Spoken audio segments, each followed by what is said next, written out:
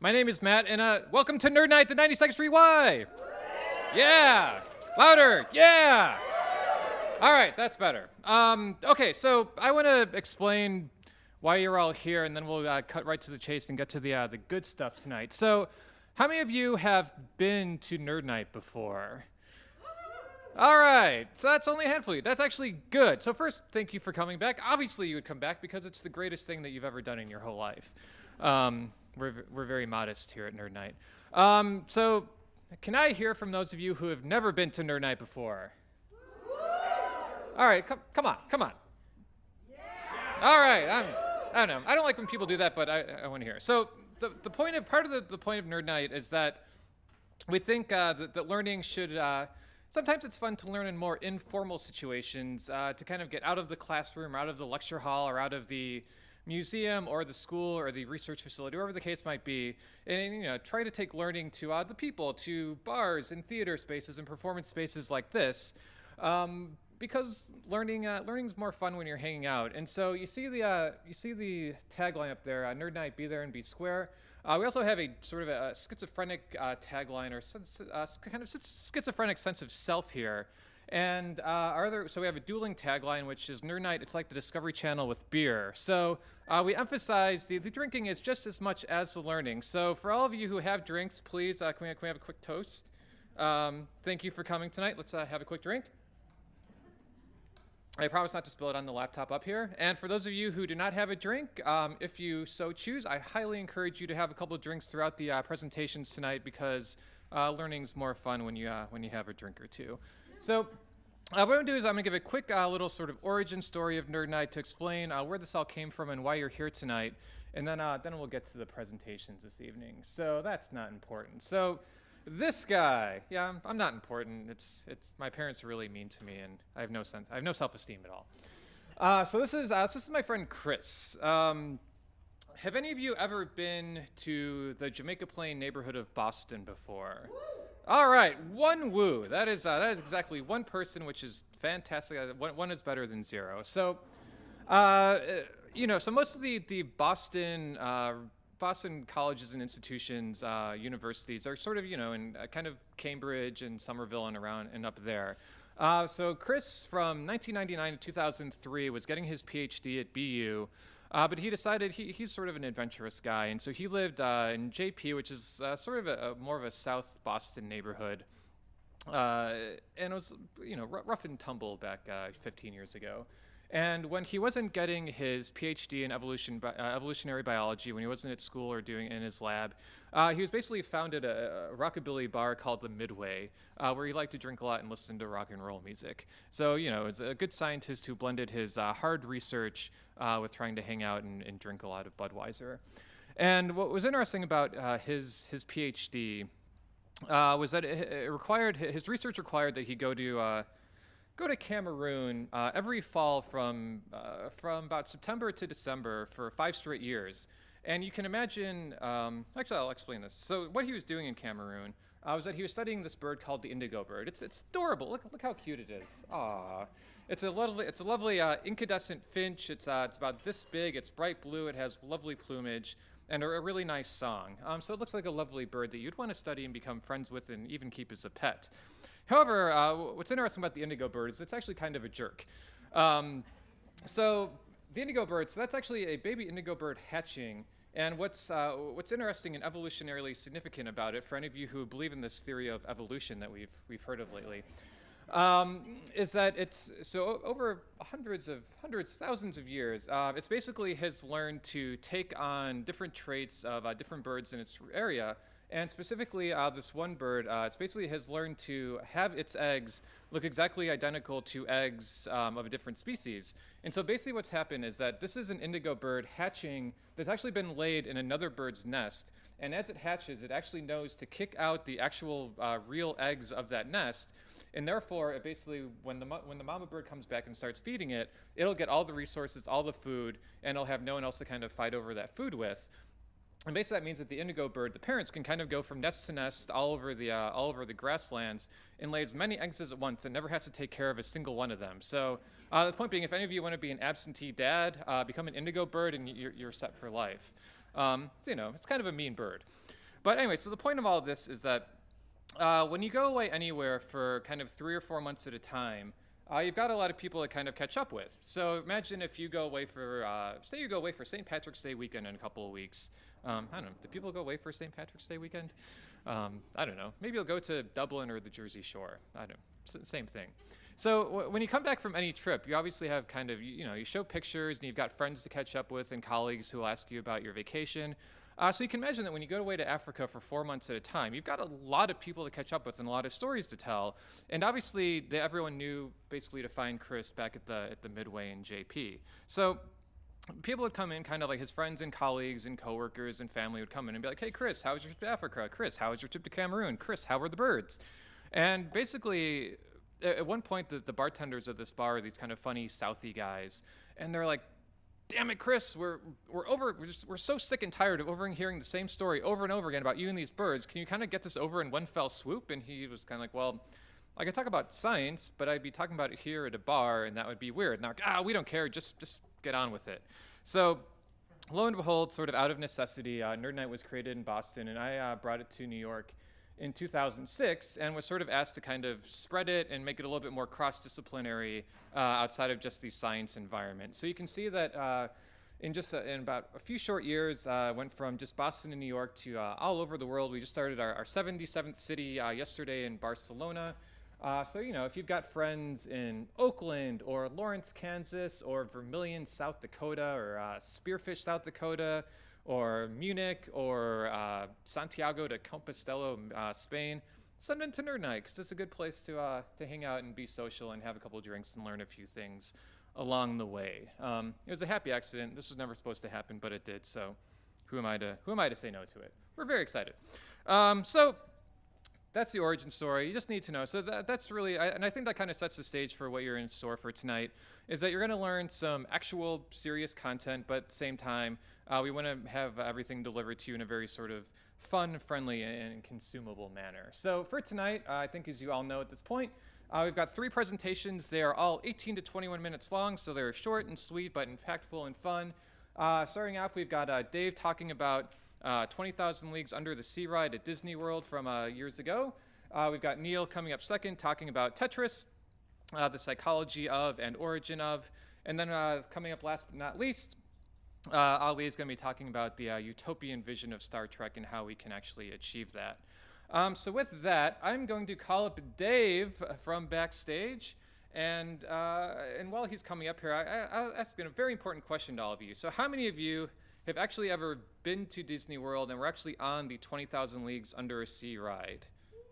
All right, a handful of you. All right, so I personally had never actually been to it, but I've seen this presentation a couple of times, and it really made me feel like I was there. I grew up in Cleveland, so I went to Cedar Point, where there are lots of roller coasters, and I was like, how can you go on a ride that's not a roller coaster? That sounds silly, but now I wish for the days of the 70s and 80s, and I wish I could have gone on this ride. So can we get a round of applause for Dave? Actually, sorry. I want to add one more thing. We also, as part of Nerd Nite, we do encourage positive heckling from the audience, so feel free to thanks, throw him off his game and yell out some fun things as well. No pressure. Thank you. Boy, let me get my cables out. Okay. All right, I should have sound. That's what the sound's there for. Okay. Jules Verne, born 1828 to 1905.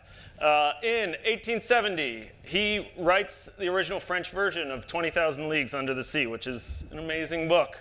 And then somewhere in the 1870s, there was this horrible English translation that dropped a third of the text and admitted key details like that he was an Indian who wore a turban, which is why he doesn't in the film. And then in 1989, there was a totally redone English translation that's the one you want to pick up and look for. Okay, so Walt Disney was absolutely obsessed with the book and the story, and he wanted to do something with it for a long time. And so in 1952, he sinks everything he's got into this film, the 20,000 Leagues Under the Sea movie. It goes into theaters in 1952. It comes out in theaters again in 1963, and again in 1971. That's what they did back then before we had videos. And I particularly enjoy the West German poster, especially for that it looks like Nemo's kind of like standing on Kirk Douglas's shoulder here, and also for the comparison with the East German poster, which, like, make what you will of what that says of our German friends.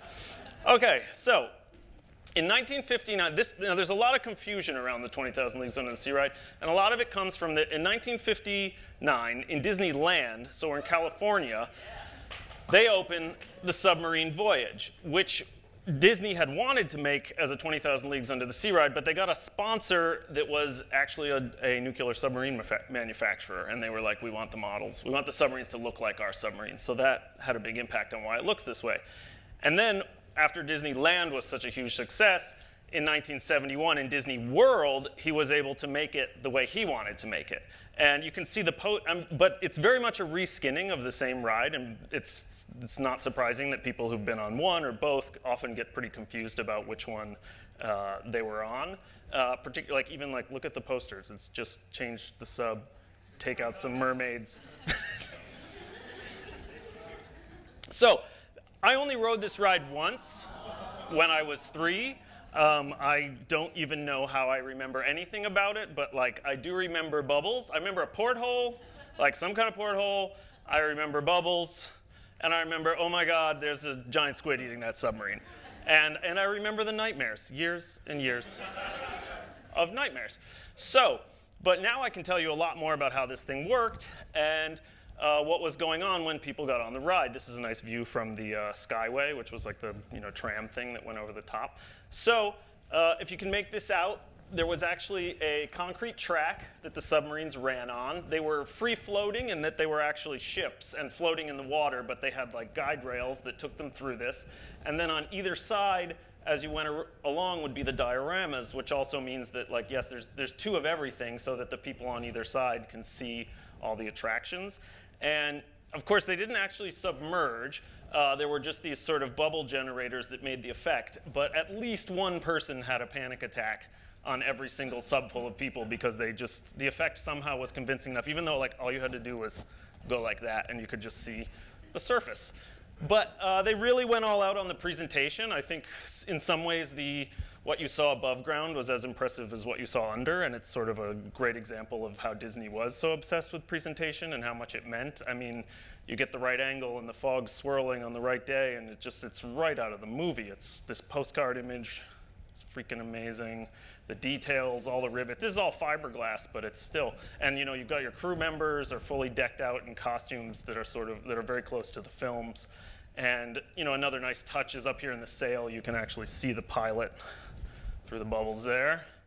And so, without further ado, this is a very cut down version of what was about a 20-minute ride that I've sort of compiled, so for those of you who weren't there can get a sense of it, and those who did ride on it can get ready for a nostalgic flashback. Good morning, ladies and gentlemen.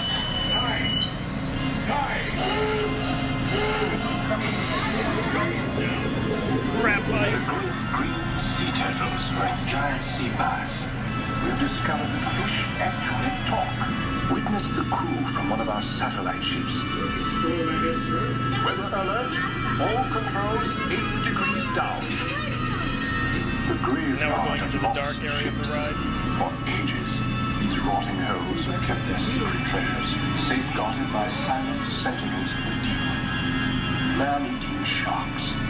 These classic ruins could very well be the legendary lost continent of Atlantis. The concept of Atlantis is pure Now this fantasy, part wasn't in the along movie. with legends of sea serpents and mermaids.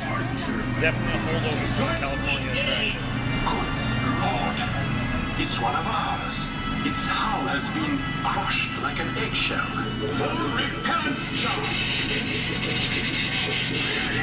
Surface! 20,000 leagues under the sea. We'll be with you in just a minute.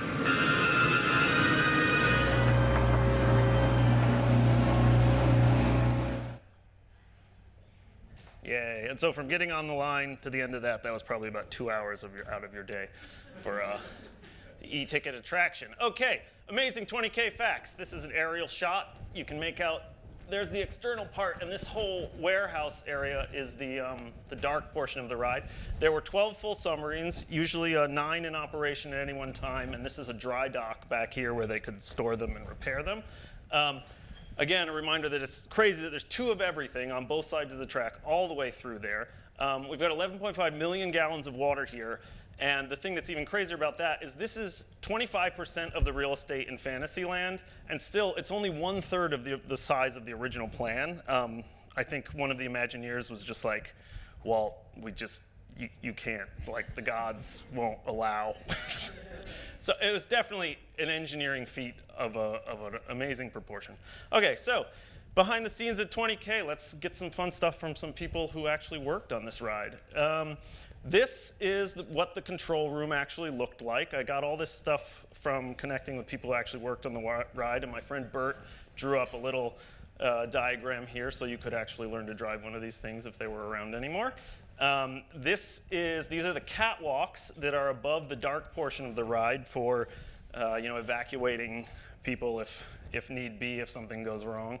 Apparently there were some really wild parties on these catwalks after hours, and a lot of beer bottles and condoms were often found strewn about.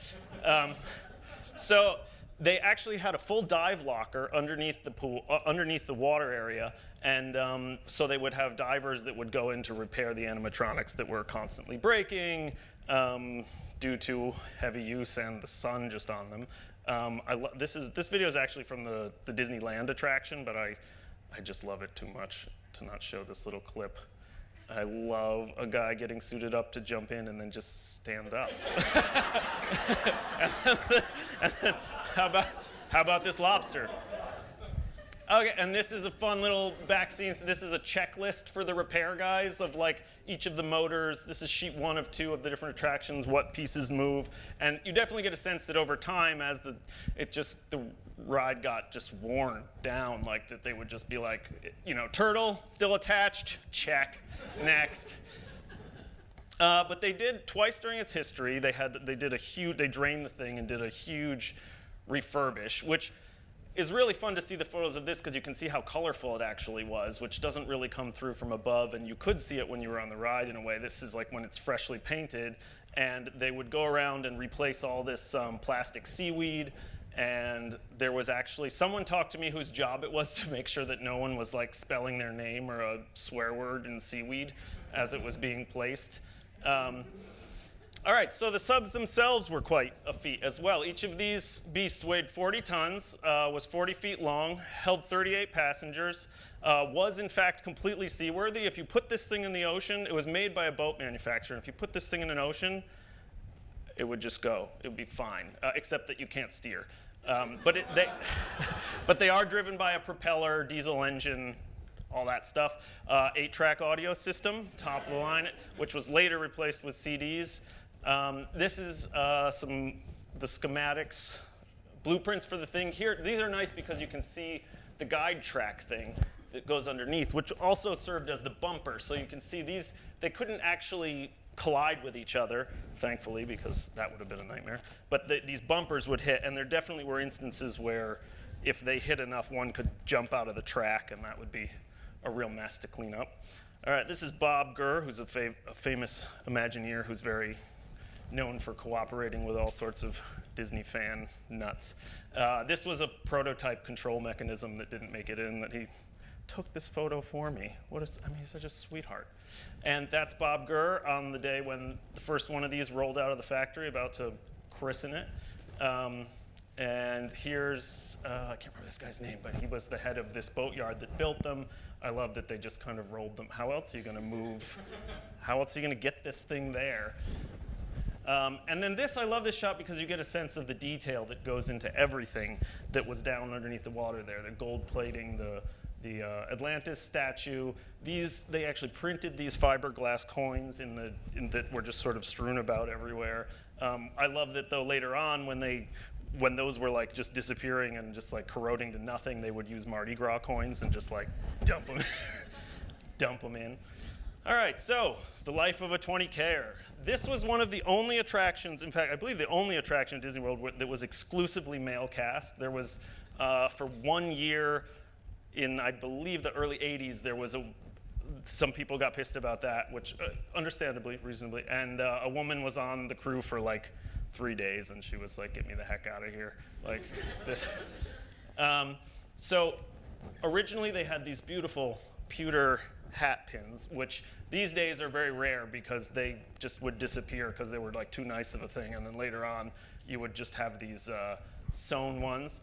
This is Bert, the fellow who drew that sketch for me. He was such a nerd even at the time that this is him. He posed for the photographs for the like hand signal manual because they did have radios, but so this is like coming into dock. Or okay, Bert. Oh, sorry, break time. My God, I've not been studying. And he also earned himself the nickname Bass for like commenting one too many times that the bass was broken, but these were actually a bunch of kids, and so it seems like from the stories I hear that it was a really fun place to work, and there were a lot of pranks that they could play on each other.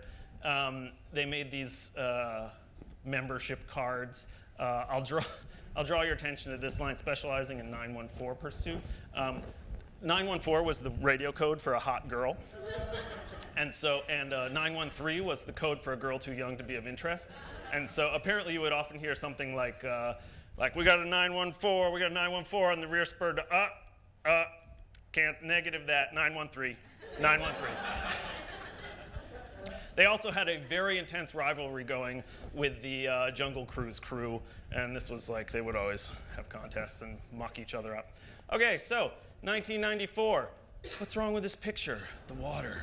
It's too still. One day out of nowhere, they're just like, oh, the ride's off today for maintenance. And they'd said like, oh, we're just going to repair it. But things got a little more ominous. Like people were like, wait, there's no subs out here anymore. And then King Triton just appeared, and they're like, oh my God, Ariel's Little Mermaid's taken over.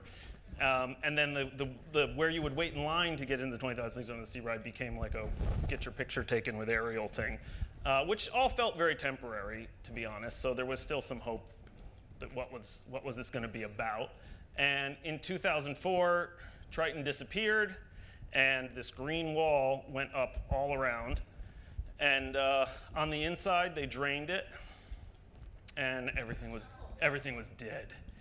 And what you're about to see is a miracle that someone did this. There was a fellow on the demolition crew who knew of the website where I got that I made where I connected all this stuff, and this fellow walked the tracks of the drained ride and took all these photographs you're about to see. And the whole time, I'd had the site up for several years at this point, and we all wondered, like, did they gut everything? Did they throw the squid out? Was that all just trashed, or was it all sitting there in the water, rotting and being like the creepiest urban ruin in the universe? Which, in fact, it was. And so there's like the Viking ship. It's weird how the scale, when you get a perspective to see it, is like the water made things seem so big, but like the sunken ships, there they are. There's now like all the gold, like completely eaten off by the chlorine, and you can see like the walkways and the lighting. Oh, I love this stuff. And yes, there he is. Better days, my friends. Better days. And this is amazing. Both giant squids, human in there for scale, but the Nautilus that they were holding didn't hold up so well, kind of just crumbled. And this eye is over the couch of a guy I know in Florida who walked out with it. And the Nautilus below him, again, pretty trash. And then the bulldozers just came in and pretty much trashed everything. Just his head survived, and the squid's eyes, and some people took some stuff, but really, it all just got trashed. And outside, the picture really wasn't much prettier. They just started tearing through all the concrete. And in 2005, we have Pooh's Playful Spot. Yay! which again feels very temporary. But there's a fun detail that if you go to this tree, actually I don't think this is here anymore. I don't go to Disney World every year. If you go inside the main door and you turn around and look behind your head, there's a knot in the wood where they put a Nautilus sub, which is just sort of nice. So, but when the ride's trashed, what else is out there? All these submarines end up in the what's called the Boneyard. There's this amazing yard out behind Epcot where they just park, the rides, the carts from things. And people wondered for a while what would happen to these. A couple of these shots got leaked, which is kind of crazy. And then these portholes started showing up on eBay. Disney themselves selling them for $135 a pop. This is the one in my bathroom that someone gave me. And then all sorts of, you're just like, oh my, I remember seeing these show up and sort of feeling like you're kind of like, I wonder if that person I know is okay. And then it's like, they're probably not okay if their arm is here. And they're probably not okay if their leg's over there. Everything's just getting totally stripped down. This I love, Disney sold this pin that had like 2 slices of brass from they sliced up one of the portholes and just put a little piece in there and sold these for $200 a pop. The replacement seaweed shows up on eBay. These diver parts show up on eBay. Some woman contacts me and it's like, do you want to buy the shark for $8,500? And I was like, that's $8,500 for a bucktooth shark? No, thank you. How about $3,500? No.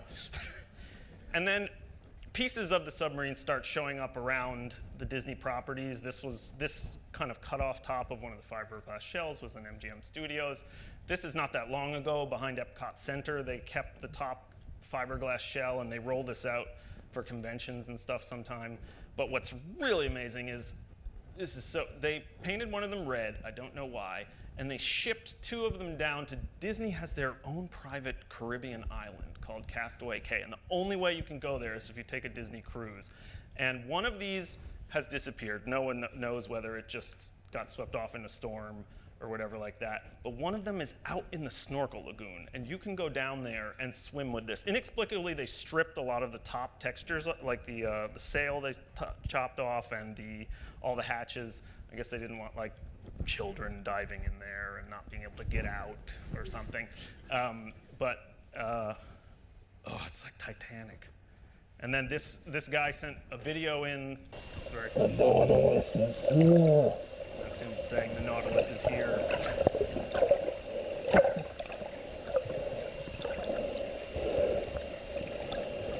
That's where the driver would have stood. That's the entrance stairs there. And I love that he stuck his hand in one of the portholes and turned his camera around and took this shot of where the pilot would stand. So, a moment of silence for the best liquid space journey ever. So a lot of times people ask why? Why would Disney ever, why would you do such a horrible thing? So probably the biggest, truest answer on many levels is that the maintenance was just such a nightmare. This thing was, 30 years on, it was just starting to fall apart. There were leaks going down into the dry lockers underneath, and just the rehab would have really, water is awful. Water just destroys everything. The 20K movie theme was getting a little old. You can see why they would probably be ready to just use that, a fourth of Fantasyland for a Harry Potter attraction. Ovitz, who was the CEO, the CFO at a time, there's a story that there were a bunch of letters of outrage about the ride being closed, and so he said, okay, I'm going to go down there, I'm going to take a look, I'll see how it is, and I'll decide what we're going to do about this. And the engineering team really wanted him to get a bad impression because it was such a thorn in their side. So, as the story goes, they brought out the worst sub they had, belching diesel gas, and they dumped a couple buckets of water in the bottom of it so it looked like it was leaking, and they just made the audio skip, and he just came out of that being like, okay, this can't be salvaged, it's such a mess. And that's what I don't want to. So, but 20K lives on in other places. In Tokyo, you can go to Tokyo Disney Sea. This is a static Nautilus sitting there, but they have a really great ride where you ride in these little Nautil pods, and it's not actually underwater. It's just like the bubble. The porthole has a curved porthole that has 2 layers, so bubbles go up through it. The effect is okay, but nothing like being underwater. And if you go to Paris, you do this like sort of walk through that's not tremendously exciting. And so this is my bathroom, which is also sort of the 20K museum. And sometimes people ask me, why are you so obsessed with this? And you know, I actually gave, the first time I put this presentation together, I gave some thought to that. And you know, I realized that like I had all these nightmares growing up, and about where I was like floating in this ride at night, and I knew the robots were down there, but they weren't on, and why was that freaking me out so much? And it just made me think that, I think it means a lot that I never saw it again. I think if I could have gone back when I was 12, I would have been like, this is crap. This is like not scary at all, man. And so I rediscovered it in my late 20s, and totally by accident, and had this most amazing nostalgia rush of my life. But then I also thought, you know, I think if you're exposed to things at a certain age, they stick in your head in a way that it's like, have you ever tried to show someone these movies who didn't see them when they were under the age of 13? They're like, this movie's terrible. And another factor that I think all of these movies have is that there was some aspect, some part of them that scared the crap out of you as a small child. And so I think that's really integral to what sort of the element of fear going all the way back to, you know, Grimm, and I think Tim Burton's really got his thumb on that pulse. And this is like my favorite photo I've ever found. I just imagine like 3-year-old me being like dunked in that water, and you have many a nightmare for myself. And this was a beautiful light at the Tokyo attraction, so I thought I'd leave you with that. Thank you.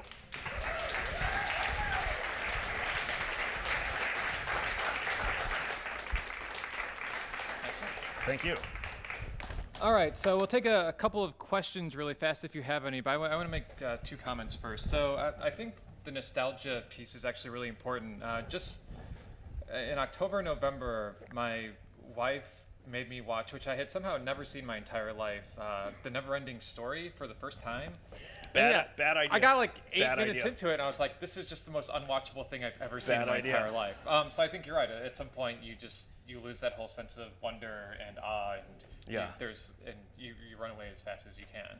But so my first question, or sort of a comment or favor, is we just share really quick a little bit with the audience about how you've been sort of able to kind of reconnect with the staff of the ride, and how you've sort of interacted with them in the past few years. Sure. Well, like I said, there was a period, probably in about 2004, where I was between jobs. And I've always been into giant squids, and I didn't know why. And I was looking for something on Google, and I came across an image of this ride, and just had this like the far and away the most intense nostalgic rush of my life. And I was like, oh, you're what screwed me up. And so I just started collecting, like I just ravenously pulling this stuff in, and I was like, oh, like no one's put this together. Like there should be this is my niche. This is what I can do in these 2 weeks. Like I'll make 20kride.com. And so I made a website where I started just pouring all of this stuff into there. And eventually that attracted Bert and a couple other guys who worked on the ride.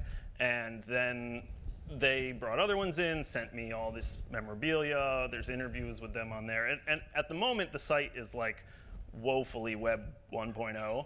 I try to keep it alive and working, but what I love is we're hitting a point now where I get like maybe 2 emails a week from someone who's discovered the site and just has to write to me freaking out about it. And like, we're getting to the point now where I get more emails from kids who say, like, my dad told me about this ride and showed this to me, and it just looks so amazing, and I just think life is so unfair that I couldn't experience this, and like, thank you so much for, you know, there's like this like next generation thing of, and in that way, I don't think when I sat down, I was like, the memory of this must be kept alive, but it's working out that way, and so, I don't know, eventually, we're talking about a Kickstarter to get it put into WordPress so it survives and is a little more easier to edit because So what I've gotten out of all of this is that Disney can ruin people's lives. So it's a good. Is that right? No. Do we have any questions or comments from all of you for Dave? Yeah. We're also quiet. He was so thorough. Don't be shy. Yes, sir. Right. Do you still have nightmares? Yeah. Oh yes. The question was, do you still have nightmares? Oh yeah, sure. About different things, but yeah, if I'm and if I'm watching too, but underwater I think is just, and any video game that involves an underwater sequence, no matter how terrible, I'll just swim around for hours. Have yet to scuba dive myself. I was about to ask, What's up with will you that? ever get a scuba license? I think, you know, with the advent of really good like anti-anxiety drugs, it's become possible probably. So I don't think they recommend scuba diving while on Xanax. So I'm no doctor. I'm not that I've no tried. lawyer. I don't know. All right, round of applause for Dave. Thank you. Cool. All right, so I'll take a really quick, just like a 5-minute break, chat with your friends, grab another drink, and we'll be back with Neil and Tetris. So quick break, everyone. Thanks. All right, hey everyone, we are back. I promised it would be very brief. Sticking to 5 minutes. Yeah, punctuality. All right, so normally I like to give sort of, unfortunately, elongated introductions, but you know, I'm trying to learn from my own mistakes in the past. So this will be a very non-elongated introduction, with the exception of talking about elongated introductions, of course. It's so meta, it's crazy. So I'll ask the basic question first. How many of you have ever played Tetris before? That's right. All right, so I think this will be a fun sort of look into your own brains. Neil's going to come up in a second. He's going to present not only just the sort of some of the mechanics and tips and tricks, which you might actually not know despite how many times you've played, but he's also actually going to explain some of the psychology behind it, some of the origin behind it, and we're really going to learn why you were all so addicted at some point in your life to a game of just consisting of 4 blocks falling down a tower. So that's it. Short introduction. Round of applause for Neil. Hi.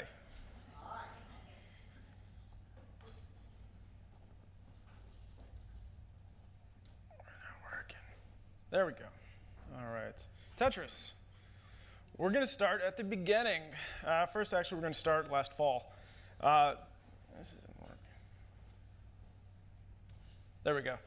This is me with Alexei Pajitnyov. He's the creator of Tetris. I had the good fortune of meeting him while I was on a trip in Seattle last fall. These days, he runs the Tetris company. He did a stint working at Microsoft. And we met and we talked Tetris at Starbucks briefly. It was a good time. This is Moscow in 1984. This is Alexei. He was 30 years old at the time. He was working at the computer center of the Russian Academy of the Sciences. Now, in his spare time, Alexei loved playing a game called Pentominoes. Now, this is the actual set of Pentominoes that he had back in the day. He brought it to that Starbucks. It is 12 pieces, each comprised of 5 blocks, and the objective is just to fit them into that rectangular shape. He would play this endlessly. He loved this game. So he decided, being that he worked at the computer center, he wanted to turn this into a computer game. However, he quickly realized that the 12 blocks that were involved in Pentominoes would make the game too complicated. It would be too difficult to fit everything together. So he scaled it back, and he used Tetrominoes, which are pieces comprised of 4 blocks. They're the ones that you recognize over here. There's either 5 or 7, depending on how you count the mirrored images. This is what was the basis of Tetris. So he made this in his computer center. And the name, well, he loved this too. The name comes from tetromino, pieces made of 4 blocks. Tennis, which was a favorite sport of his. You remove a bunch of letters, you got Tetris. It's as simple as that. So he made this as a hobby. And at the time, there wasn't really a market for games in Russia. But he would pass it around. People loved it. And it was just a lot of copying and bootlegging it. But slowly it spread, first out of Moscow and then eventually out of the Soviet bloc. There it is. It spread. Enter Bob. This is a really bad screen grab. That's Robert Stein. He was the owner of Andromeda Games. They were a game development company out of the United Kingdom. What he would do is take trips around the world, in particular to Hungary, which was a hotbed of game development activity for whatever reason. And he would go down there and look for games to bring back to the UK and publish. So on one trip, he found Tetris, and he realized it would be a huge hit back in the UK. Now, Alexei's name was attached to it, so he reached out to Pajitnyov and he said, hey, I want to license your game. Now, at the time, there was no such thing as intellectual property in Russia. So while they had conversations about licensing the game, Pajitnyov actually wasn't authorized to do so. His computer center had no interest in handling these negotiations. They thought this was too frivolous. So they told him that if he wanted to license the game, he had to find an outside agency that was still government run. And there were one set up for this express purpose. So he went around looking for an agency that would represent him in the negotiations. He eventually found one called Elorg. In the meantime, Bob, back in the UK, was under the impression that the conversations that they had constituted an agreement. So he went ahead and he licensed the game to Mirrorsoft, a UK publisher, and Spectrum Holobyte, a US publisher. Now, the publishers quickly realized that there was a lot of intrigue about the Soviet Union at the time. This was the Iron Curtain. Not many people knew what happened over in Russia, USSR. So they larded up the game with all of this Soviet iconography, and they referred to it in all these types of terms, the Soviet challenge, things like that. Now, the game made headlines because of this. It was something that had emerged from this mysterious land. And eventually those headlines got back to Elorg, which was the agency that Pazhitnyov had enlisted to help him with the negotiations. That guy down there is Nikolai Belikov, and he was a representative of Elorg.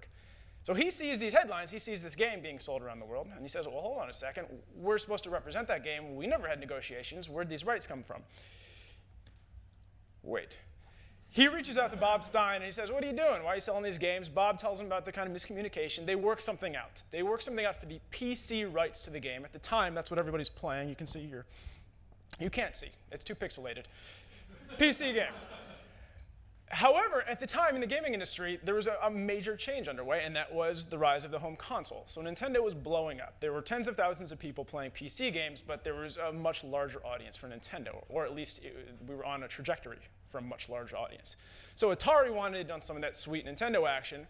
They reached out to Mirrorsoft, which was that UK publisher that had licensed the rights from Bob Stein and Andromeda, and they got the console rights to Tetris. Sit on that fact. Enter Hank. Hank Rogers. He did something similar to Bob Stein, except he was based out of Japan, and he would go around the world looking for games that he could then bring back to Japan and bring to market. On one trip to a gaming convention in the United States, he found Tetris. He was like, this is pretty cool. I think this would be a hit in our audience. So he secured the rights to the console gaming market in Japan, brought it back, and sure enough, it blew up in Japan. Everybody loved it. Tetris is just a worldwide sensation. However, Elorg was getting pretty pissed at Bob Stein because he was defaulting on the payments that were due to them per the terms of their agreement. So they were like, hold on, where's the money? And he was like, blah, blah, blah, blah. Sit on that fact. Things are tense. Meanwhile, Nintendo is about to launch what would go on to be the best-selling gaming console of all time. Oh, here's actually, does this work? The Game Boy. And they wanted a marquee launch title. So they reached out to Hank, being that he was based in Japan. They said, hey, can you get us the handheld rights to Tetris? Hank didn't have a contact in Russia, so he's like, you know what, I know this guy. He reached out to Bob Stein. Bob Stein said, sure, I'll serve as your broker to get the handheld rights for the game if you give me 25 grand. So Hank gave him 25 grand. It's a bad idea, Hank. Bob, meanwhile, was trying to get the handheld rights for himself so that he could license it out to other publishers. Hank thought that Bob was just resting on his laurels, got impatient, and was like, screw this, I'm going to go to Moscow myself, just walk around until I find somebody that can give me these rights or tell me what to do, and we'll go from there. So he planned to cut Bob out. There's supposed to be an animation where it goes down to Moscow. By coincidence, Bob decided to go to Moscow at the same time to try and smooth things out with Elorg to ensure that he could get the handheld rights. They end up in Moscow on the same day. That's Bob. What a dick. They end up at Elorg. Now, Hank got there first, and he goes in unannounced without an invitation. And the Elorg people are like, what's your deal? And he's like, oh, I'm just selling your game in Japan, and I want the handheld rights. And they're like, well, how are you selling it? We haven't licensed it to Japan. And he's like, oh, I got it through Mirrorsoft and this and that. They're like, well, no, none of those rights exist. You're selling illegal copies of the game. And he's like, what? So they're like, but what's your business here? And he says, I'm serving as an agent of Nintendo. I want the handheld rights to the game. And they say, come back tomorrow. Bob Stein comes in. Now, in the interim, Belikov had done something very sly, and that was he amended the original contract in two ways. First off, he clearly defined what was a PC versus a console or a handheld console. So he changed that, and specifically, he made it so that Bob Stein's rights only applied to a PC. Then he added exorbitant late fees if Bob were to be tardy with payments in the future. Bob shows up, he sees the late fees, and he flips out. he focuses almost entirely on that and glosses over the new definition of a PC. He leaves. Hank comes back the next day, and Elorg, because Pajitnov had vetted him, and because Belikov liked the way that Hank did business, Elorg decides to grant him the handheld rights. They also float out there, hey, do you want to make an offer for the console rights? Hank says, fuck yeah. So he calls up the bigwigs in Nintendo. They take another trip down there, and they secure the handheld rights. Or excuse me, the console rights. So now Nintendo has the handheld rights and the console rights. You might remember 5 minutes ago when I told you that Atari had licensed the console rights from Mirrorsoft and planned to make a huge release for Nintendo. They had printed 500,000 copies of this game. They went to lawsuit, and it turns out that the rights that Atari had were bullshit and that they were invalid. So Nintendo had the only rights to make the game, and Atari had to recall all 500,000 copies and destroy them. Nintendo went on to sell 32 million copies of the Game Boy game and 7 million copies of the Nintendo game. However, in the late 80s, Pajitnov had written a letter that granted all of the rights to the game for a term of 10 years to the Russian government. He did this because he wanted to ensure that the game got published somehow, and he knew that if he didn't sign off on it, because he didn't have intellectual property rights, the Russian government would just bury it in bureaucracy. So he signs this off, backdated to 1985, saying that he has no rights to the game, no rights to royalties until 1996. I asked him when we met how frustrating it was to not be able to cash in on the game, and what he said was that he fancies himself a game designer, and the most important thing as a game designer is to get credit for the game. So he's like, you know what? I'm actually pretty happy because I'm associated with one of the most famous video games of all time. It's estimated that he missed out on upwards of $40 million in royalties, so I guess that's some consolation. Now, the science of Tetris. When he was developing the game, Pajitnov liked that it was constructive, not destructive. It wasn't violent. You weren't removing things. You were adding. You know, the original design of the game was just building these tetrominoes together. However, he realized as he did this that there was a lot of dead space at the bottom. Once you completed a line, it just sat there, and it didn't contribute to the game in any way. So the mechanics of lines being deleted as you complete them was actually a byproduct of the other of his just assembly-based game. It was a way that you could keep the game progressing. Turns out that lines ended up being the primary mechanic of the game. Now, eventually, some researchers from MIT took a look at the game, and they gave it a very fancy term, non-deterministic polynomial time-complete problem. What that means is that Tetris is a game that is impossible to solve, it is impossible to master, and it just increasingly gets harder. You know, there's a little bit of redundancy in those terms, but effectively what they mean is it's the perfect puzzle. It just gets faster, and therefore you can't master it because it's just going to get increasingly faster. There is no end game involved. So that is why Tetris has proven to be so addictive throughout time. To look at the basics of gameplay and how this has changed over time. So this is a screen from the Nintendo version, the NES version. And you'll see a few things. Up top is the lines counter. Beginners typically look at lines as a measure of their success. Over on the right is the score counter. Now, because of the way that Tetris rewards risk, the score counter is what experts will look at to measure their own achievements. Below it is the preview panel. There's one piece. Note that. Below that is the level. Speed gets faster with every 10 lines that you complete. And over here is the frequency grid, which tells you how many times each piece has fallen. Not unlike counting cards in blackjack, this is a way that you can kind of predict what might be coming down the pike. Now, that is the scoring system that is generally accepted. You can see that for one line, you get 40 points times the level plus 1. Tetris's are much, much more valuable, and that's where this whole risk versus reward comes in. If you wait and you delete 4 lines at once, even though you're getting a little bit higher, getting into the danger zone, you get a lot more points. This guy's set up to cash in. Now, the reason that Tetris got that fancy term from MIT pertains to the speed. So as I mentioned, it gets faster every level you go up, every 10 lines. At slower speeds, you have complete lateral movement. You can move it side to side. This straight piece, you can get over to this wall, you get over to that wall, you can complete that Tetris, you'll be really happy. At faster speeds, you can't get it over there. There's a limit. Essentially, the field becomes much more limited, and it gets more and more narrow the faster the pieces fall. At some point, you're just not going to be able to move the pieces to the side, and that is what will be the end of the game. And however well you set yourself up for the increase in speed will determine how long you can play. The evolution of the game. Now, all of that is predicated on the idea that you are going for a higher score. But to keep the game fresh, the emphasis has slowly started to shift. This is a screen grab from Tetris DS for the Nintendo DS, and you'll notice notice three, and I'll tell you about the fourth. Big changes. The hold box up there. What this means is you can take a piece that you want to save for later and hold it. You just pull it out of the progression there and sit on it until you have a perfect spot for it. Next up is what's called the phantom piece. This shows you where the piece that's falling is going to land, so you can aim it better. Over there, you'll see 6 preview pieces. So not just one, but you'll see the next 6 pieces that are coming. And the final one is called infinite spin. And that means that when that piece falls right there, it doesn't lock into place for a beat. And during that beat, you can continue to spin it until it has the proper fit, the fit that you want. Now, a lot of purists consider this version of the game, the direction that Tetris is headed, broken. I think this is bullshit. If you're going for a higher score, this helps you achieve that.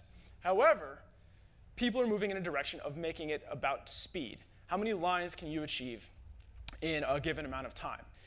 And with that in mind, it's actually a hindrance if you are infinite spinning forever, or if you were looking at the hold box and you're switching in and out. It's just going to slow you down.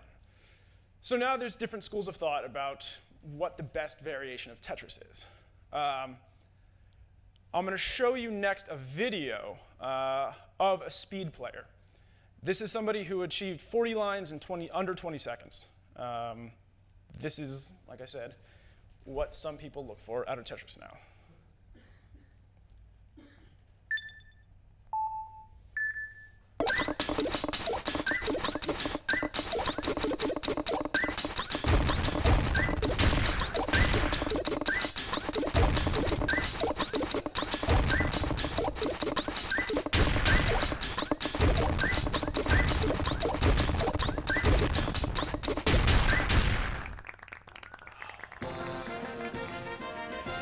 That was real time.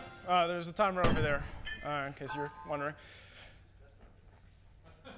I couldn't do it. I don't know. Do I want to do it? I don't know. But that's the type of Tetris that some people prefer now, and it's much different than what we grew up with. And Tetris is going to continue to change, and the next reason for change is because of mobile. When Pajitnov was speaking, he mentioned that 2 years ago, the Tetris company did very well. Last year, not as well. And the main reason for that is that they don't know how to adapt to the mobile market. Now, there are some projections that say that mobile will be the primary gaming platform by the end of this decade. Everybody's playing games on mobile. Certainly the mainstream, the types of people that used to play Tetris. And those types of people, the casual gamers, are now playing Candy Crush. They're not playing Angry Birds. They're playing Flappy Bird. RIP, right? I guess it's gone. Anyway. There are 2 major obstacles to the mobile market for Tetris. The first one is that mobile games are much more accessible. If you think of something like Angry Birds, you can hop in, you can play a level, and you can hop out. You know, if you're taking a subway ride or whatever it might be. You don't need to commit to a long time. Tetris, particularly the older style of Tetris, when you're trying to accumulate a high score, you're not going to want to stop mid-game and pause it and then come back when lines are falling very quickly. It's just not meant for short burst windows like that. I guess you could play 40-second versions all you want. But the bigger issue is the touchscreen nature of mobile gaming. And that is, Tetris was built to be played with buttons. You need that kind of responsiveness and that precision.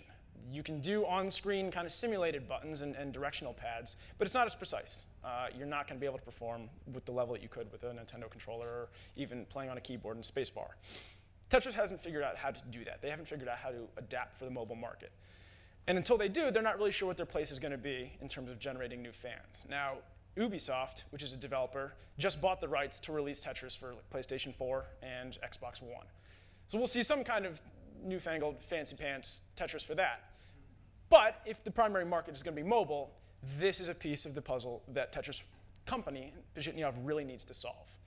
when I asked him how he was going to do that, he just said, well, I guess we'll have to make compromises. What does that mean? I don't know. It means that the game we're going to see is probably going to involve 5 or 7, depending on the definition, tetrominoes that are falling in a grid. But beyond that, we might not recognize it. It might not be the Tetris that we grew up with. Is that a good thing? Is that a bad thing? I don't know. Tetris.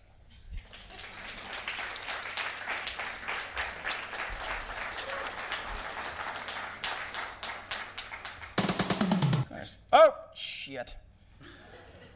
I ruined it. I had a heavy metal version of the Tetris theme, and I forgot. I'm sorry. I'm sorry. Well, don't worry. We'll use that for the intermission. Play me out. All right. So an important question. So one thing that I think is important about Nerd Night in general is that we kind of define the word nerd very loosely, in that it can be not just someone who is a Star Trek enthusiast or a rocket scientist, but someone who has very specific or niche knowledge about one particular subject, like the 20,000 Leagues Under the Sea ride, for example. So obviously Neil is not the creator of Tetris, but so how did you? What made you first want to just get into this and then suddenly research this a very sort of obscure thing copiously? I would not use the word obscure so casually, Matt. Excellent point. That's what he's supposed to say. It was, I grew up playing it on my Nintendo, and at a previous job, I brought my Nintendo with Tetris into the office, and I was astounded by the way that people would just flock to the office. We ended up putting up a whiteboard, and people would just come in while I was doing my work, and they would sit down and they'd play a game, and we kept a tally of high scores, and it seemed like everybody had such a fond attachment to this game.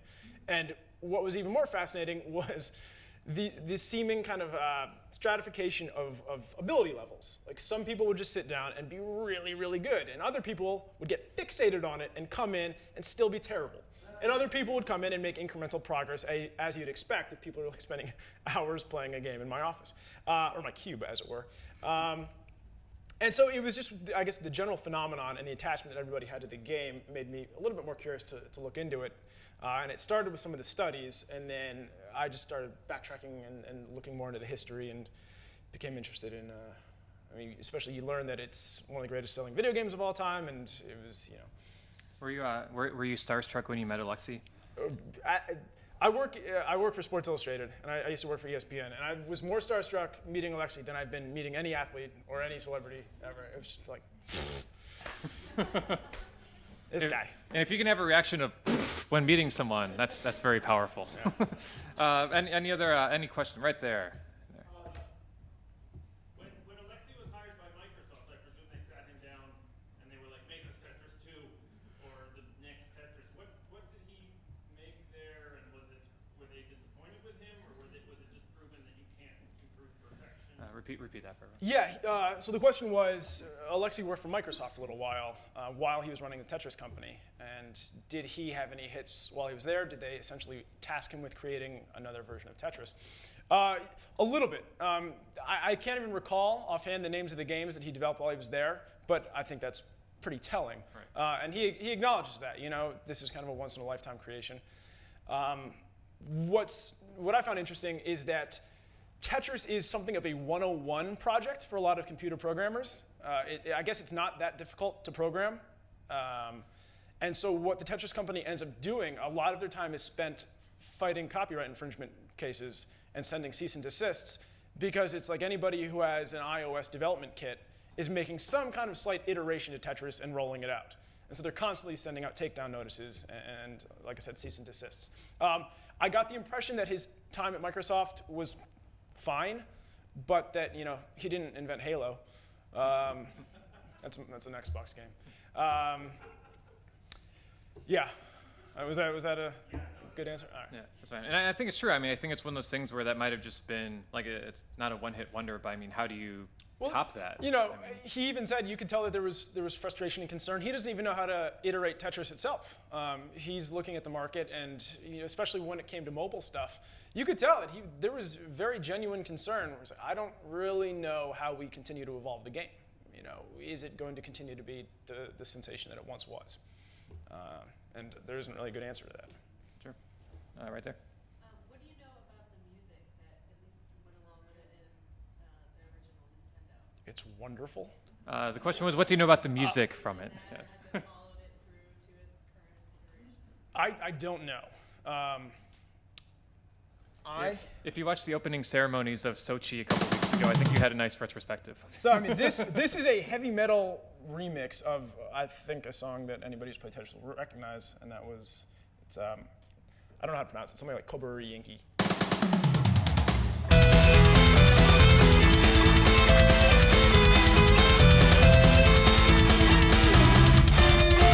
So I can send anybody who wants the MP3. All right, we have one more right there. Yeah.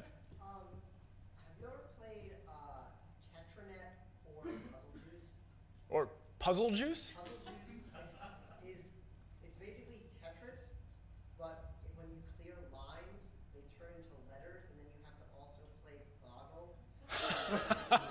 Wow. I haven't. Have you played it? Yeah. If you guys have ever played Freeze, everyone's playing Freeze now. It's the game that he made before he made Freeze. It's very good. I was curious, because there's derivatives, and then there's also amazing derivatives. Yeah. And I was curious if you had played any of them. Well, there is. I haven't. What I feel like, I mean, they've messed around a little bit with multiplayer, which is obviously a huge element of many popular games right now. What I loved about the original Game Boy version was that you could link up with a buddy. I don't know how many people did this. I've done it 3 times ever on cross-country bus trips, cross-country running, not New York to California. And it's so much fun because when a line is deleted, it's added on the bottom of your opponent's stack. And so it's actually a race to push the other person up to the top. And now the console games have 2-player modes. They're generally I have it for GameCube, and it's kind of underwhelming for whatever reason. It's just not as fun as the Game Boy one was. But that's something you can explore. I can certainly see, put 8 people in some kind of room together. If you look up Tetranet, Is that what it is? It was 6 players in the early 2000s, and based on whether you cleared a line, you could get power-ups and then attack the other person. Also awesome. We'll have you up here next. All right. So Neil will get you afterwards. We've got to take a break, but so Neil, talk to that guy later. He's got a question for you. Okay. All right. So we'll take another quick break. We're 72% of the way there, and we'll have Ali coming up in a second, talking about how we can achieve the utopian vision of Star Trek. Round of applause.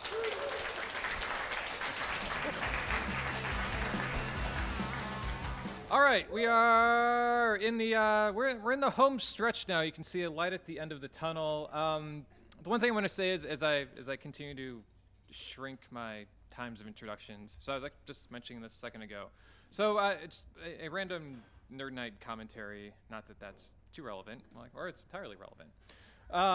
So I think what's kind of fun about this. So they were just mentioning that they're like, I don't know if I'm interested in this presentation. I've never seen Star Trek before, and Nerd Night host confession, I've literally never seen a single episode of Star Trek either.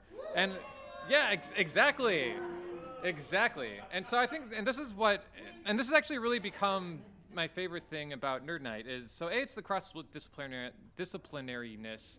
As I mentioned earlier, you can be a Star Trek nerd, you can be a rocket scientist nerd, but you can also be a comic nerd or a sports nerd or a math nerd or an art nerd. And so I think this really kind of helps kind of teach people at different subjects. And I think that's what's actually good about this presentation is that if you are a Star Trek novice and you only know that these people called Captain Kirk exist or Spock exist, I think what's nice is this really does. I think a lot of presentations in Nerd Night sort of walk really nice or do a nice job of kind of finding that balance between being able to present very detailed information to the true sort of experts in that field, but also still kind of being relatable enough to people who don't have that deep knowledge. So for the next 20 minutes, I want all of you to sort of, when we talk about utopia, we think of Thoreau and Walden, but obviously the premise of that is very heavy throughout Star Trek as well. So let's learn a little bit how us as humans in 2014 can actually learn a little bit about Star Trek to achieve a utopian future that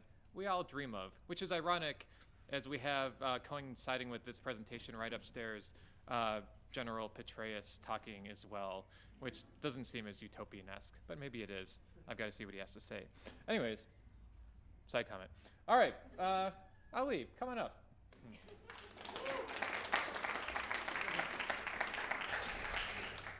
Hello, everyone. Welcome. So, during the daytime, I play a clinical psychologist. I'm a mild-mannered clinical psychologist working to help people master their anxiety disorders, overcome those issues. However, I am not here for that. I am here as the science fiction psychologist. What I do, this is a title I've created myself. What I do is I watch a lot of science fiction and then I write about it, and I occasionally present live. So welcome to this live presentation of a science fiction psychologist.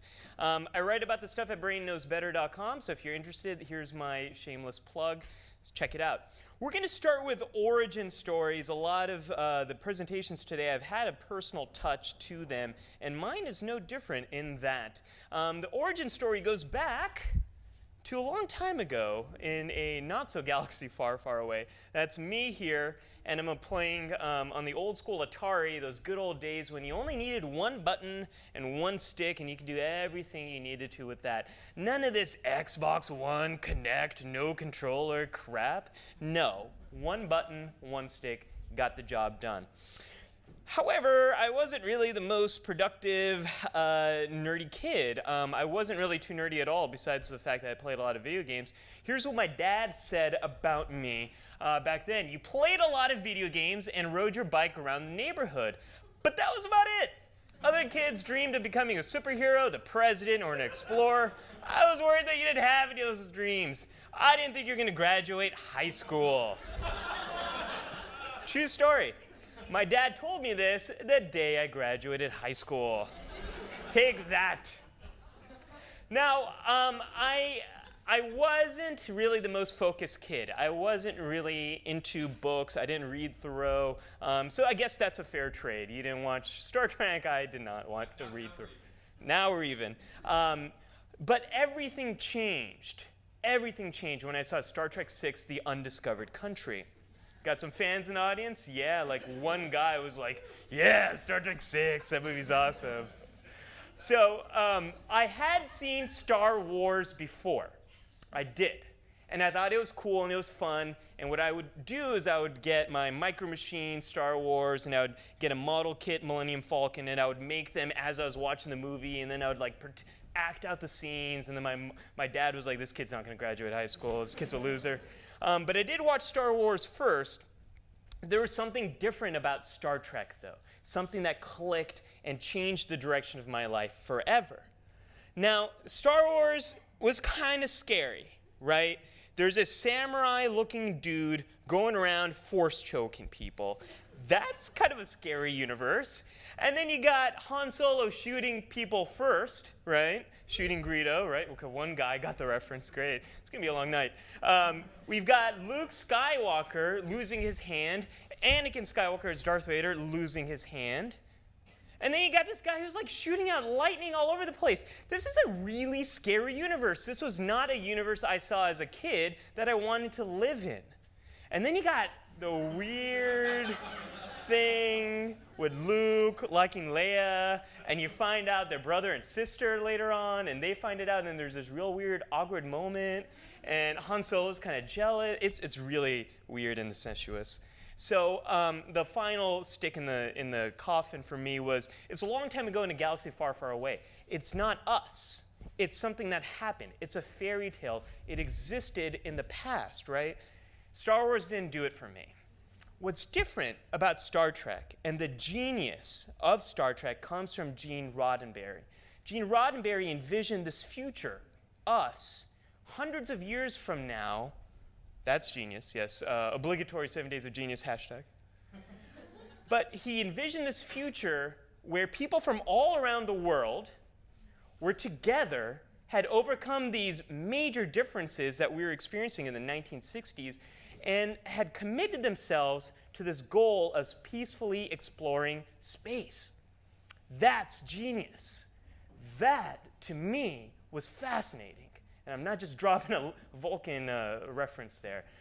It made me believe that maybe we can improve. It made me fascinated by these ideas of science. It made me fascinated by the questions that Star Trek raised about humanity. That is what did it for me, this idea that Star Trek is our future, and it's a reflection of who we are. So, Star Trek is what I have to thank from going from that unfocused kid to this guy right over here, professional geek. And there we go. Nerd night, right? Star Trek has been predicting a lot about the future of technology. Cell phones, we had those with communicators. The iPad, Picard was using that way back in the days, or in the future, whatever perspective you want to take on that. Telepresence is something that we've got now, thanks to Cisco. And now we've got Google Glass, which Captain Cisco is using in the Dominion War, for those of you keeping score. Star Trek's been winning technology since 1966. We know that. It's predicted all this stuff. It's influenced this stuff, right? But we're not here to talk about technology. We're here to talk about psychology, a topic that doesn't really get talked too much about when it comes to Star Trek. Who here has seen Star Trek First Contact? All right, we got a few Trekkies in the house. We got like 5 people. But that's okay. I will walk you through how essential this movie is to the whole canon of Star Trek. So who knows this guy?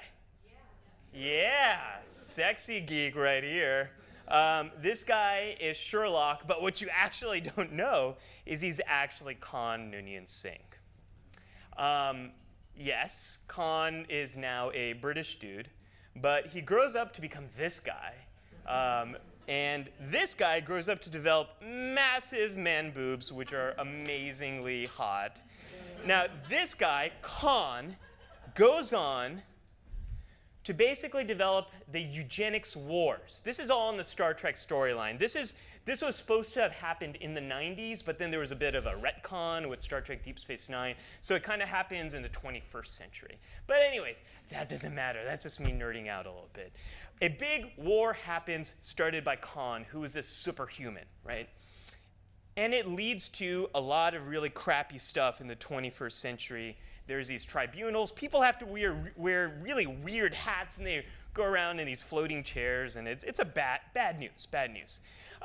Most of the people on Earth are in this kind of dazed and confused and drunken state, especially in the state of Montana. Who knows this guy?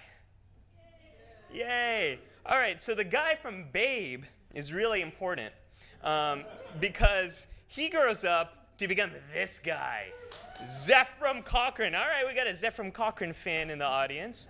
Zephram Cochrane is really important because he's the guy that develops the warp drive. He also has to wear this metal beret thing. So the French Canadians in World War III like invade America, and they force everyone to wear these hats. So that's why he's wearing this hat.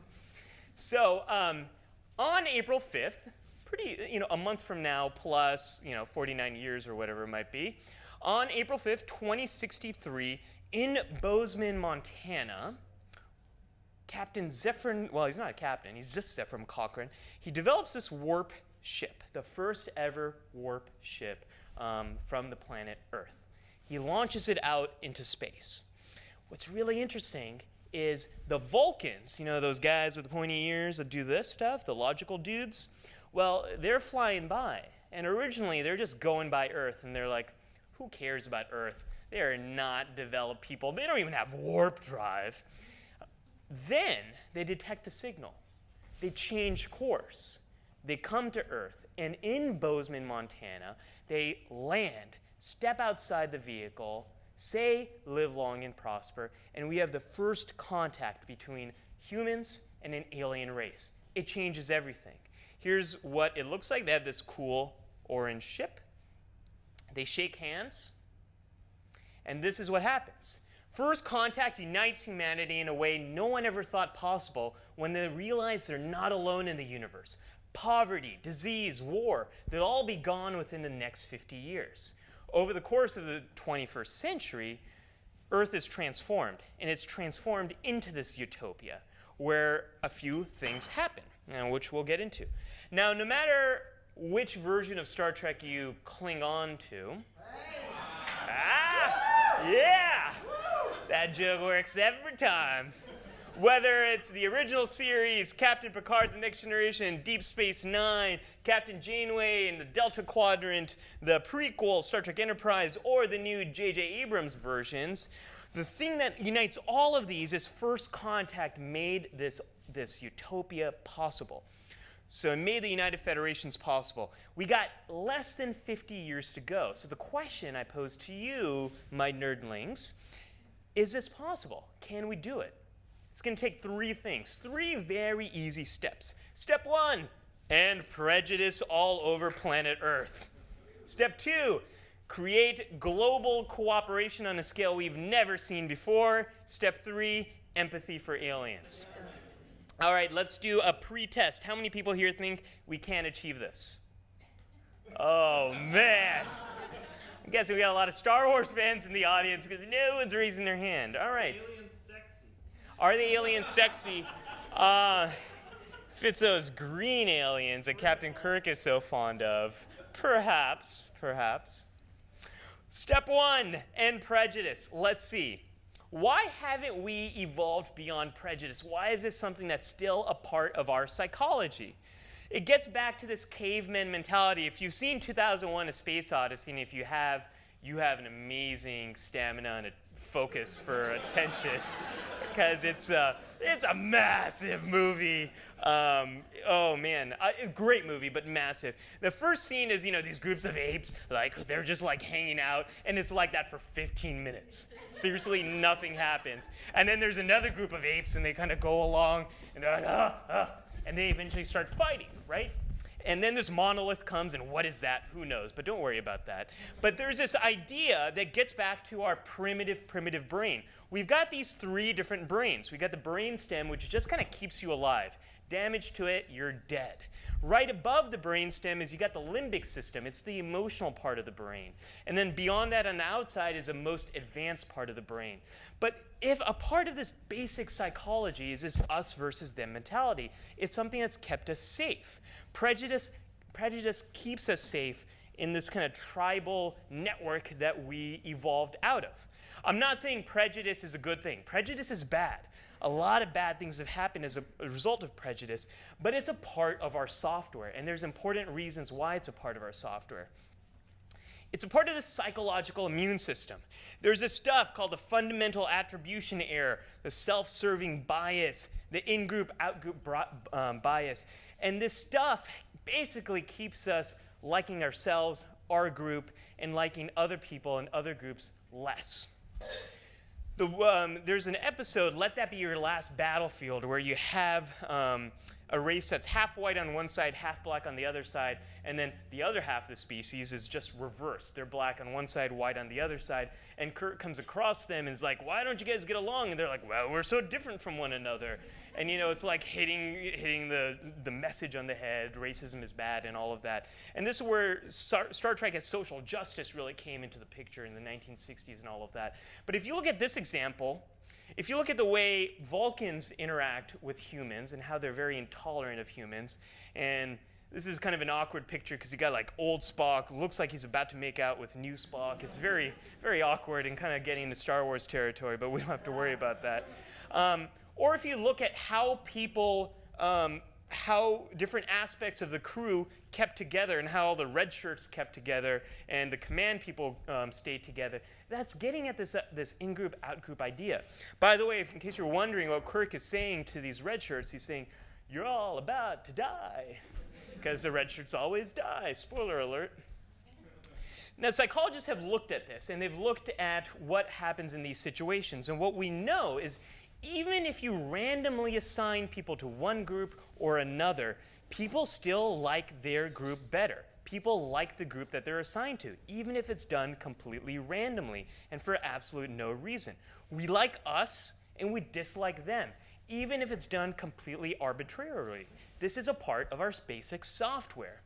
We also know that people who are depressed do this kind of stuff less. So we know this stuff kind of helps us in some way. There's a reason why we have it. It can be overcome. How do you overcome it? Well, given the right circumstances, we can overcome prejudice. And those circumstances are getting knowledge about another group of people, having continuous contact with another group of people, and developing empathy for these people. We've got some good examples of that. You see that in, if you play out the scene in 2001 and those two tribes of apes were close enough to each other for a long period of time and then move closer and closer, they'd probably overcome that difference and they might even just form a larger tribe. We see this with what's happened with support for same-sex marriage. There's been a huge increase in support. If you look at what's happened in 2000s, it's definitely past the mark where the majority of people in the United States are supporting it. If we had basically, if a lot of really old people die off, there's going to be a cultural revolution in America where support for a lot of these kind of things is going to skyrocket. And the reason it's happened is knowledge, contact, and empathy. Not everywhere, though. This is an image from Russia. So we know we can overcome prejudice in some areas. In other areas, we might still be experiencing it. So it's not a universal thing. The other thing that to talk about with Star Trek, oh, that would have been bad. Don't tell anyone about that. World War III, it might have actually, in this dazed, confused state, it could have led to more prejudice, more anger, and more of this us versus them mentality. So if we look at step one, ending prejudice, we can kind of do this. We can do it. The problem is doing it in a large global scale. Let's look at step two, which is creating this global collaboration on a scale that we've never seen before. We've got this main problem still. We like us, we dislike them. That's what gets in the way of the cooperation. Now, us might change as we develop, as we reduce prejudice for people, but this still mentality is there. So Muzaffar Sharif, anyone know of the Robbers Cave experiment? Oh man, all right, cool. This is new information you guys are gonna learn. So this is a study done way back in the days, and this is the grand old days when psychological research didn't have an institutional review board. What is an IRB, an institutional review board? Well, it's a great organization that makes sure that research is done in an ethical way. We didn't have that back in the olden days, so people did lots of really unethical research. Some of the best psychological research came from those days, where he basically took a bunch of kids, put them in this summer camp type of environment, two random groups, and they're 12-year-old boys. They didn't know about each other, and they kind of named themselves Eagles and the Rattlers. Phase one, they're just playing around, right? All is fair, no problems. And then they're like, I wonder if you can complicate this scenario a little bit. Stage two, groups encounter each other, verbal abuse occurs, with competition, derogatory songs, and a refusal to eat together.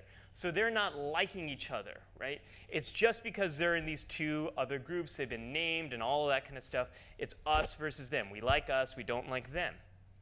This is great. So this kid, Tom Hale of the Eagles, writes on this banner, "You may win, but we will give you a hell of a fight." And I love that he wrote motto right over here's point. Just in case there's any confusion, this is our motto. We will fight. We're the Eagles. I have no idea what is this below the eagle. I'm imagining it's probably eagle dropping, maybe on the other team. Who knows? The other team fights back. They go inside their bunkers. They mess things up. They sing more songs of victory over the Eagles, all that kind of stuff. Phase three is when stuff gets really interesting. So in phase three, the experimenters force the groups to work together on a superordinate goal. A superordinate goal is something that the groups can't do by themselves. They have to work together in order to overcome this goal. The goal was fixing a water supply at the cave. Conflict's gone. Wiped out. Not just for that one moment. The conflict is gone for the whole rest of the experiment. Here they are fixing the water tank, very happy. And then afterwards, they're singing camp songs together. They're taking photos together. They're waving each other by on the bus and leaving together, and they're so happy. And all of this changed because they had a superordinate goal that they had to work together towards. A little known secret for those of you who are interested in this kind of thing. There was another version of the study, a secret study that is rarely talked about, where the superordinate goal was defeating a common enemy. It worked in the short term, but it actually led to more conflict overall in the experiment. So that's not good. People actually got into more conflict. My favorite part, though, is secret study number 2. Here's what he writes about this one, the experimenter. During the period of intergroup relations, the study was terminated as an experiment owing to various difficulties and unfavorable conditions, including errors of judgment in the direction of the experiment. Errors of judgment in the direction of the experiment. I love that. So you know what this all means? The kids mutinied. They mutinied against the experimenters. That's not good. That's not overcoming conflict.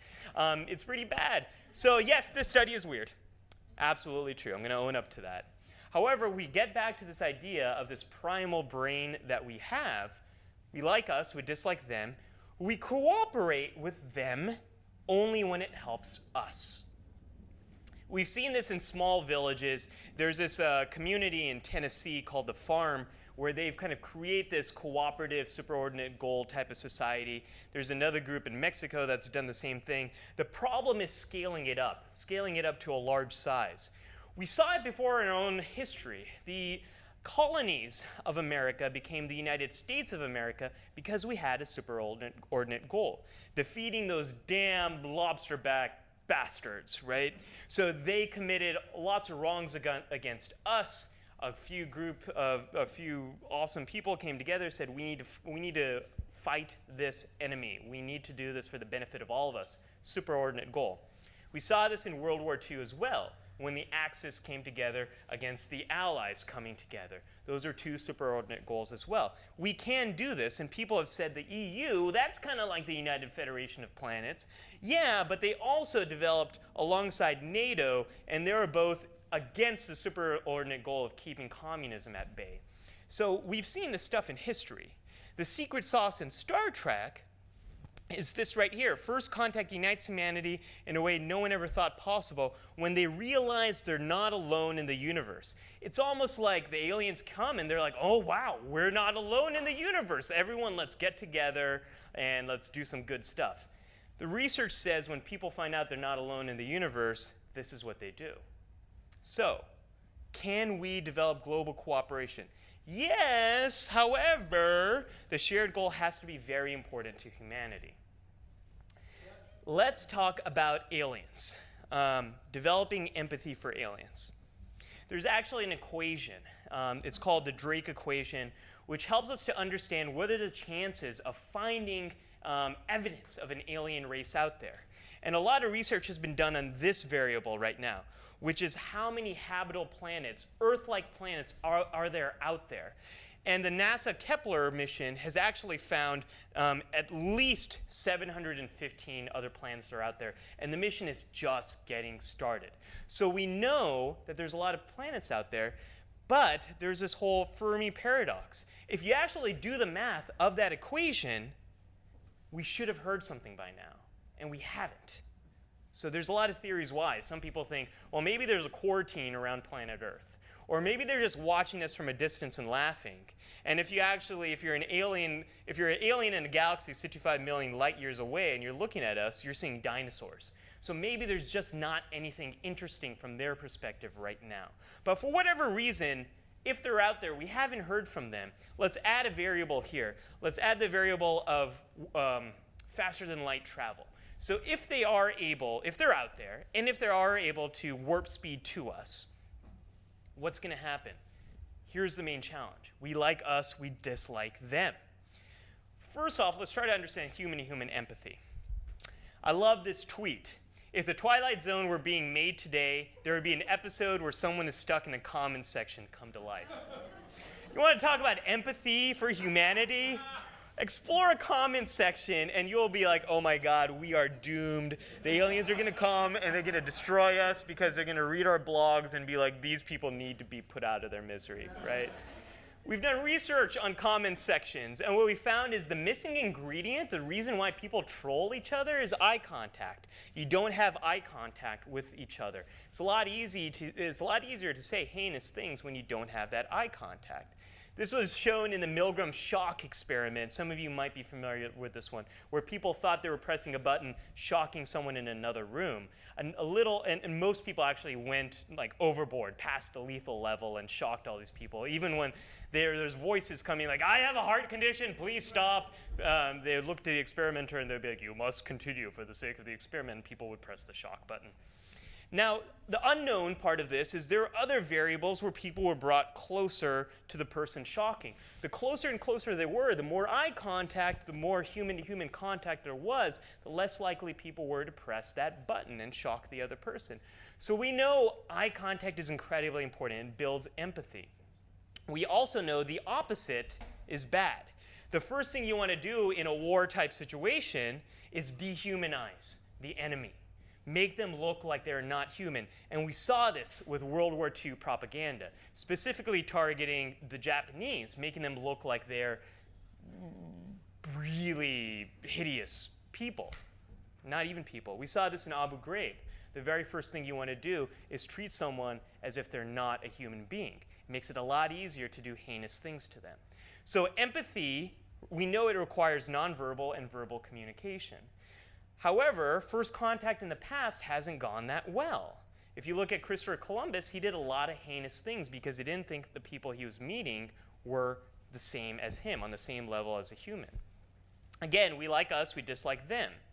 Now, would any of you eat this? No, right? They look kind of almost like us. Would you guys eat this? Some of you guys are like, yeah, I would. It's Lent right now, so I can't. But a little bit later, I might. And what about this, right? So the farther and farther you get from looking human, and then what are you going to do with this thing? Is anyone going to keep this guy around or try to make contact with this? No, you're going to swat that thing, right?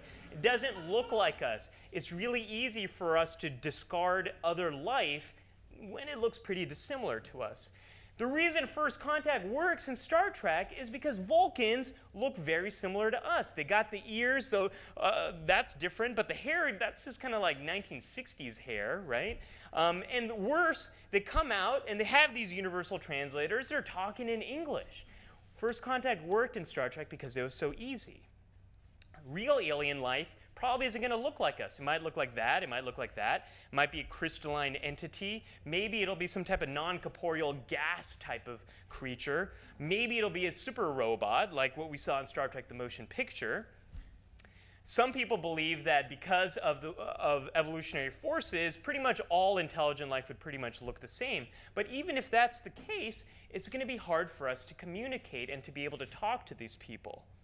Some believe our answer is math. We can use math to communicate with these alien races. But the question is, will they have empathy for us? There's this great infographic, and we zoom in, we read this one line. Think about it this way. It won't be lasers versus machine guns. It'll be more like nuclear weapons versus sponges. So if they come and they don't see us as an equal life form, it'll be easy for them to discard us just like we would with ants. So you might have an Independence Day scenario. This is what happened in the evil universe of Star Trek. And you know it's evil because Spock has this super evil goatee, and Kirk has this really evil glittery vest. Only evil captains wear glittery vests like that. And what they do is they actually storm the Vulcan ship and they raid it. That's why I like First Contact and Contact. The way it plays out is for humans to meet this person. You can't see it, but this is a mind meld, and I think telepathy might be an interesting way of having first contact as well. But we got this problem. We don't like them unless they look like us or talk like us. This gets back to that primal part of our brain. So on the bright side, meeting aliens might actually give us a reason to end prejudice and engage in global collaboration. That's what you see in a story like Ender's Game. So, empathy for aliens? Probably not. I'm sorry. And this is the part of the presentation where if you look at all of this, and if you look at First Contact and how it happened in Star Trek, I tell you that it's probably not going to happen. So all of you guys who didn't raise your hand, I guess you're right. However, and you're probably really depressed. And you're like, this is the worst presentation ever. It's like almost 10. This guy's going over on his presentation. I want to go home, and I'm leaving home super depressed because now I have to tell my kids that Star Trek is not real. However, presentation did start with Star Trek is our future.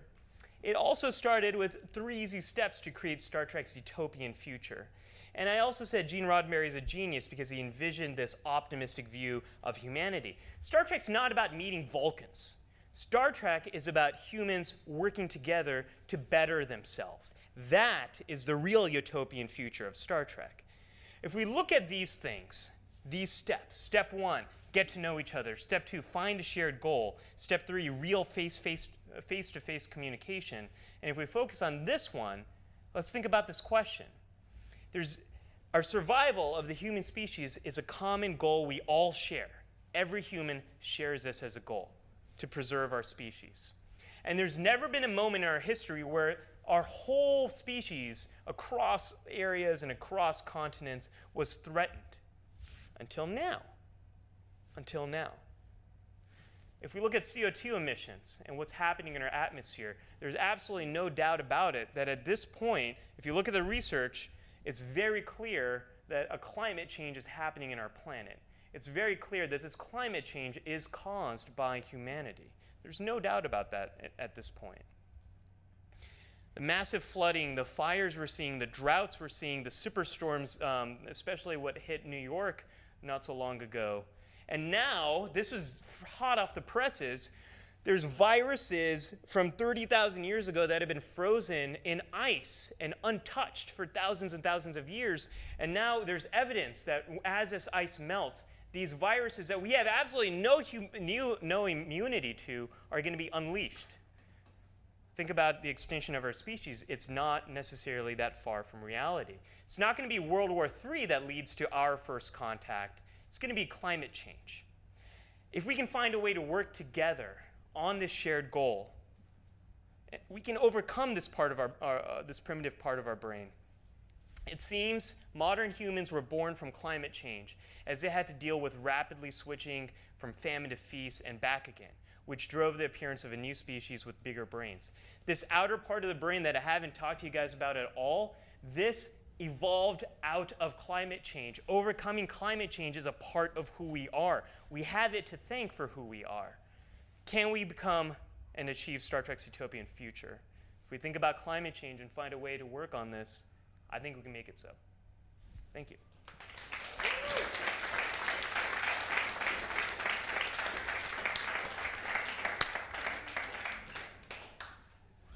All right, so that's our. It's an uplifting way to end. No, that sounded facetious, but it wasn't supposed to sound facetious. I'm uplifted. I'm encouraged. So my quasi-related comment or question is this. So I thought it was interesting when you brought up the element of eye contact and to create a sense of humanity. Do you have an opinion on if comment sections should remain anonymous on the internet or should actually have a real, actual person login tied into them? I think some of the nice compromises that have been made are individuals voting up comments or not. I think that helps. I think having a face there and getting rid of the anonymity helps as well. I think not feeding the trolls helps. This kind of stuff is going to happen no matter what. People will always find a way around these things. But if we get to a place where we're going to have more real human-to-human type of interaction, stuff that you kind of see in the book like Ready Player One, where people have these full avatars with each other, I think that'll help with this kind of stuff. Sure, I buy that. Or the holodeck, if you get a holodeck. That's also a fair option. Yeah. All right, any questions for our final gentleman? There you go. You don't think that's a little naive, just given the security implications of the web